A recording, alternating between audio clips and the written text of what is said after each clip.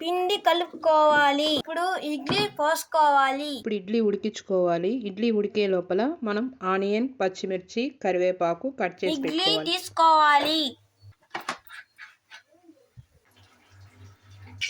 పచ్చనిపప్పు వేసుకోవాలి.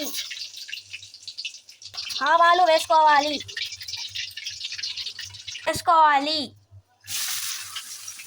ఇప్పుడు ఉప్పు వేసుకోవాలి. చిటికెడు పసుపు పొడి ఇప్పుడు చల్లారిన ఇడ్లీని స్మాష్ చేయాలి. అర స్పూన్ మిరప్పొడి వేసుకోవాలి.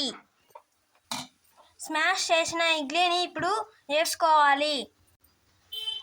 ఇప్పుడు సిమ్లోనే పెట్టుకొని ఈ ఉల్లిపాయ, పచ్చిమిర్చి, కారం అవన్నీ ఇడ్లీకి పట్టే విధంగా మిక్స్ చేసుకుంటూ సిమ్లోనే ఫ్రై చేసుకోవాలి ఒక 5 మినిట్స్. ఇప్పుడు సర్వింగ్ బౌల్లోకి తీసుకొని సర్వ్ చేసుకోవాలి. వేడివేడిగా ఇడ్లీ ఉప్మా రెడీ అయిపోతుంది. మీకు ఈ వీడియో నచ్చినట్లయితే లైక్ చేయండి, షేర్ చేయండి, సబ్స్క్రైబ్